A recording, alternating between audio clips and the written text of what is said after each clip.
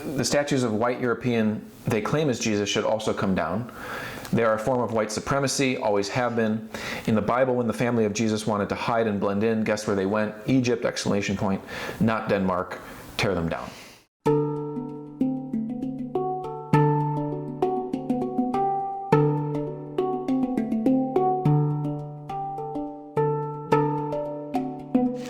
Needless to say, 2020 hasn't been a great year. You've had the COVID crisis and economic downturn, and it's kind of led to other things, and other topics have come to the forefront in America. Racial injustice, social injustice, and unrest. We started to see riots and protests beginning in the early summer, which led to the tearing down of statues across the country, and it started with Confederate statues, which, I don't think either of us would agree that great Confederate heroes should be propped up in America. Yeah. But we knew as Catholics that there's only one other people group that creates statues, and that's Catholics. So we even thought then that today they're coming for the Confederates, but tomorrow they might be coming for the Catholics. And sure enough, Mary, the saints, that's Jesus. exactly what happened. We see Mary's statues being burned and torched in churches, stained glass windows being bashed. And we knew that because by and large, the Catholic impulse is suspicious of iconoclasm. It's inherently suspicious of that. And the Catholic Church has always taken kind of a different approach to its enemies, and especially its oppressors. Well, I think it's important to say that it has that, it's suspicious of it because of what the church has already gone through with iconoclasm within its own ranks, especially if you think about the Seventh Ecumenical Council that happened predominantly in the East, the tearing down of icons and all those things, and then the restoration of icons and the practice of creating images. Yeah, but I think also because we took a different approach, the Catholic Church that is, took a different approach to statues of our enemies. So even when you look at, people like Emperor Nero, okay, we're talking about a Roman emperor who would stick pikes through Christians, light them on fire, and hang them up in his garden, for his dinner guests. And you can go where to can you? Yeah, exactly. Where would you find a bust of Nero today, well preserved?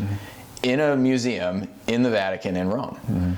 That shows a completely different approach to what you do with history. What do you do with the good and the bad of history? And so there's something that just Catholics just feel unsettled about when we see statues of anybody just being ripped down or torn down. Now there is a time and a place for it. I do agree with that, and there were times when Catholics that was some of the problem with it, is because it was happening. I wouldn't disagree that Robert E. Lee maybe needs to come down. But the problem was, do it in a democratic way. Yeah, right? Because you can't have a democracy like that. Right, you can't have democracy without order. And so when disorder happens, now it's kind of turning people off to it. Even though we agree with you, it's turning people off. Yeah, the whole principle of democracy is that the assumption is that you have order because you come together, you debate, and you vote. So when we see any mobs coming through, whether it's in the Reformation or it's today or whatever it is, coming to tear down statues. So this all led then to a direct attack on Catholicism. Yeah. Right. Yeah. And then you started seeing direct attacks just on Christianity in general. Yeah. With the Smithsonian. So take us through that. The Smithsonian poster. Right. Yeah. And just before we go there, I think for people who missed it in the news, statues of Junipero Serra, Saint Junipero Serra in California. That's one specific incident. We also had many incidents throughout the United States where Mary and Jesus specifically were being ripped down, stained glass broken. So this was happening for people who just didn't know. But then you get the Smithsonian. So there's a division of the Smithsonian Institute is called the National Museum of African American History and Culture. Okay, and they put out this poster, and it caused it was a big buzz after they did this because it was defining whiteness and systems of oppression. And of course a lot of things in there, you're just as a historian, you'd be like, it just makes no sense. You're the nuclear family was in there, and wasn't it work ethic or something? Yeah, work ethic. Very bizarre things, heteronormativity or something like that. So then you come to sounds made up. Yeah, then you come to the one page that really just was concerning, where they listed Christianity as a system of white oppression. As a system of whiteness. And immediately my historical bones just started shaking, just rattling. Blood's flowing. Yeah, because Christianity. Well, you studied North Africa.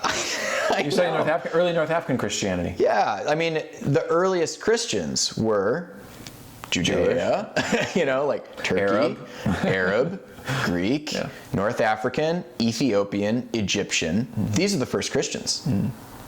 So this is and the first missionaries, by the way. Yeah, exactly. They were the first ones to go to white countries, white-skinned countries, and evangelize. The barbarians. The barbarians were the Vandals, and so white-skinned peoples were the ones who originally were the ones being evangelized, right? Now, of course, when Islam pops up in the 7th century and a little bit beyond that, you start to see Arab Christianity disappearing because of Islam is converting by force. Arab Christianity disappearing, but also cutting off Indian Christianity, which was already in existence. Yep, exactly. And then taking over North Africa. I mean, they just swept through North Africa. So yes, there is a period now where you have Balkan area. The focus of Christianity goes towards Middle Europe, Western Europe, Eastern Europe. Yeah, but again, we're saying Europe, but you can't equate Europe with white.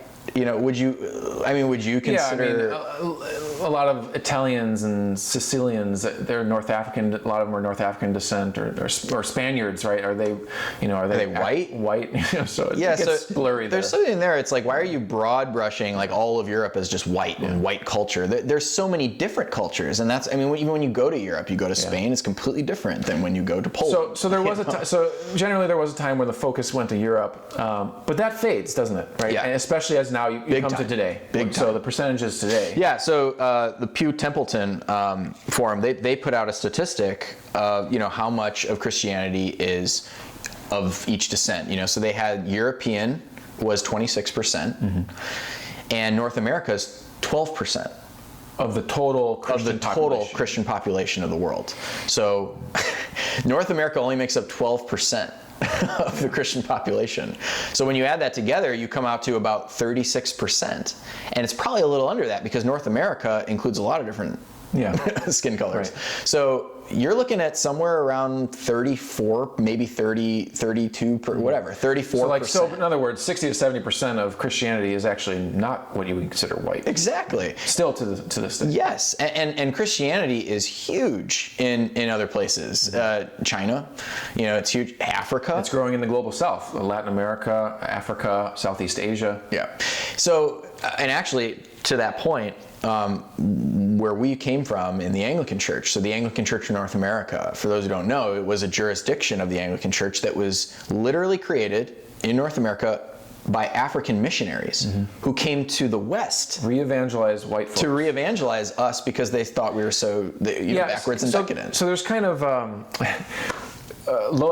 racism of low expectation, right? Yeah. With indigenous folks or native folks. Take us through that. Yeah, it's like, so they're assuming that evangelism of white Europeans during the Middle Ages and a little bit beyond is somehow a system of white oppression, right? But why is evangelism seen as oppression? Like, isn't it just the free exchange of ideas?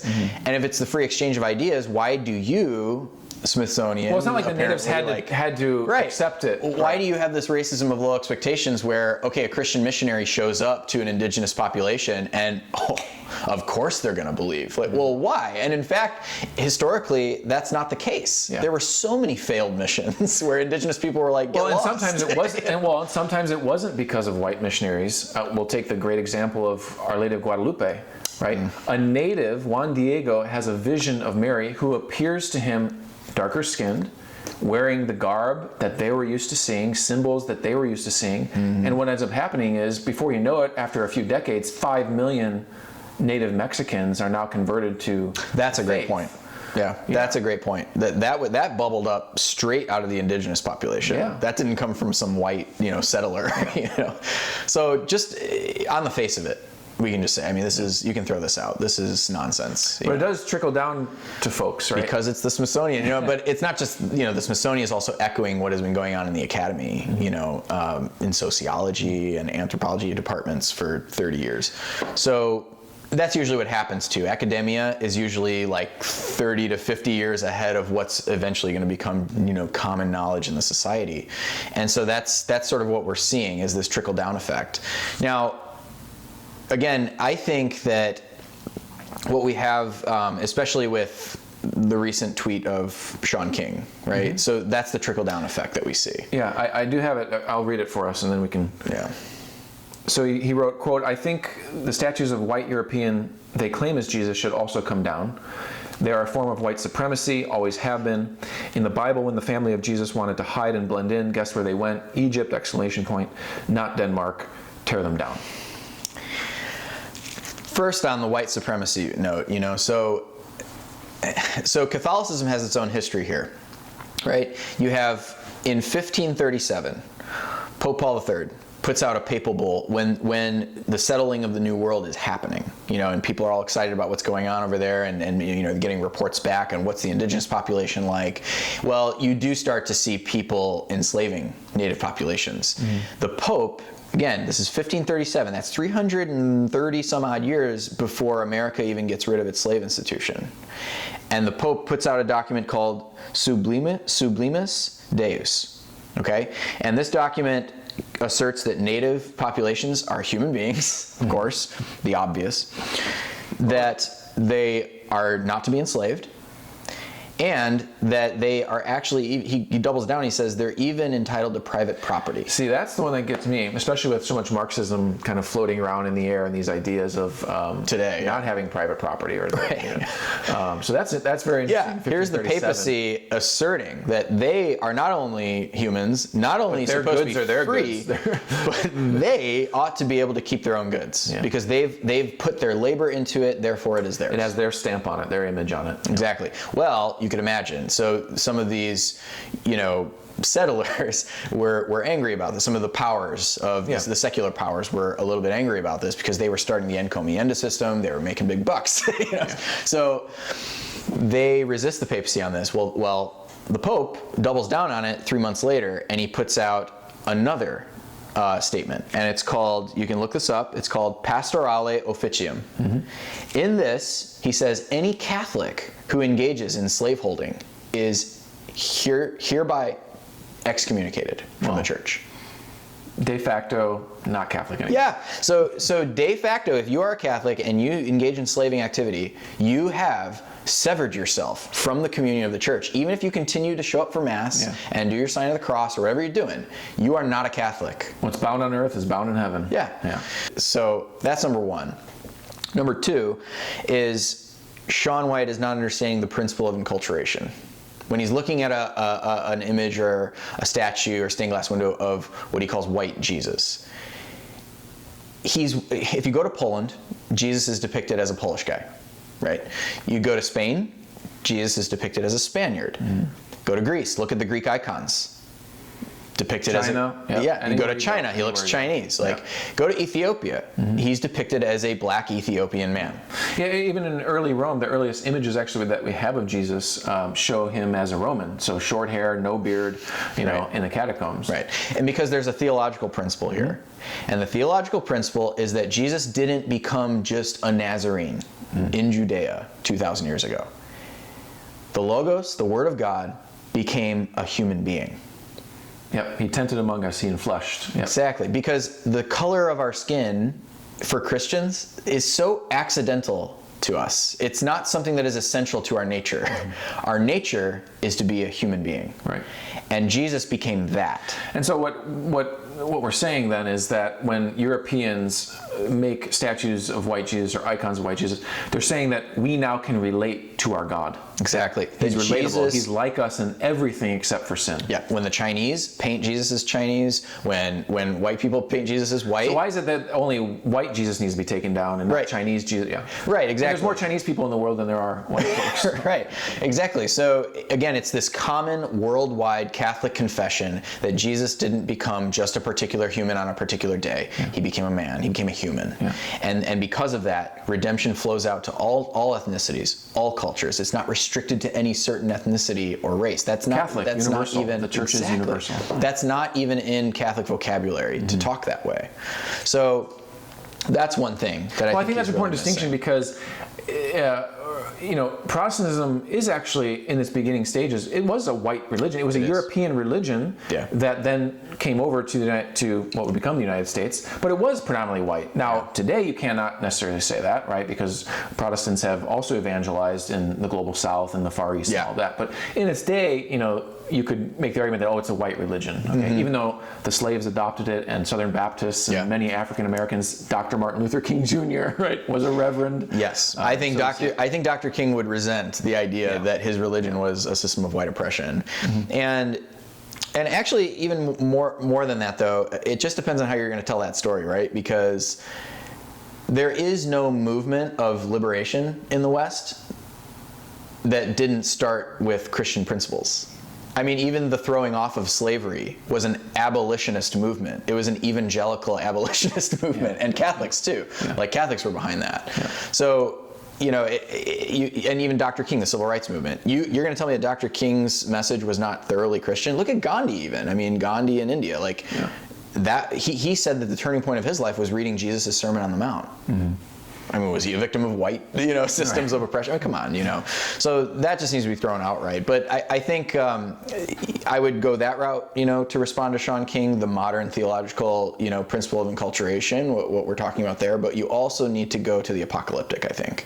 So the unveiling, that is, the apocalypse just means the unveiling of reality, to see reality as it truly is. And that's what Jesus did to his disciples. So there's one day, Matthew chapter 17, where Jesus takes Peter, James, and John aside from the apostles and takes them up on a mountain to Mount Tabor. And his whole goal here is to show them the apocalyptic vision of what God is doing to humanity, what the human project really is all about. And while they're praying up there on the mountain, the apostles look at Jesus, and he starts to change. His appearance starts to change. And it says that his appearance was shining like the sun. Yeah. So it's like, well, what race is that? What does that even mean? Right. Yeah. And he puts on the imperishable, as St. Paul would say. Yeah. He takes humanity up into divinity. And that, by the way, is the true humanity. Yes. Exactly. That's where humanity's going in the next stage. What it was always meant to be. Right. And so I think it's a good question to ask. What race is that? It's none of them. It's human. It's just human. It's not this ethnicity, that it does not this skin color or that skin. It's shining like the sun. It's radiant with the beauty of divinization. So I think that would be at least a beginning point for Catholics when they engage in this new idea that's cropping up, where whiteness and Christianity are tied together as a system of oppression, And I do agree, there are systems of oppression out there. And Christianity's throughout history may have had that, right? But as we've shown that's not the case in the teaching of the church. Right. What certain Christians did at some points in history does not speak to the essential character of Christianity and its doctrine, right? I mean, anybody can understand that. At least I hope so. So I would agree that there are systems of oppression out there that lock people into cycles of poverty, the criminal justice system. There's a lot of systems out there that need to be reformed, okay? But the Catholic Church is not one of those systems of oppression for black or brown peoples.